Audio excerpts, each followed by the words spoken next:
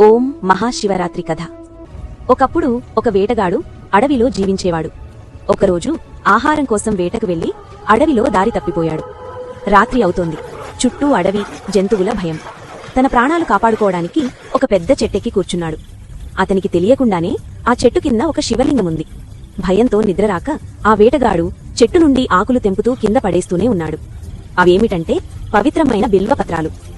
రాత్రంతా నిద్రపోకుండా అతడు జాగరణ చేశాడు. ఆకులు పడుతూనే ఉన్నాయి. శివలింగంపై అభిషేకంలా. తెలియకుండానే అతడు శివపూజ చేశాడు.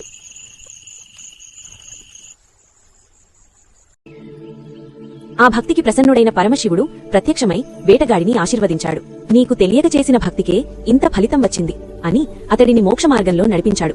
అందుకే మహాశివరాత్రి జాగరణ, భక్తి, శివనామ స్మరణకు అత్యంత పవిత్రమైన రాత్రి.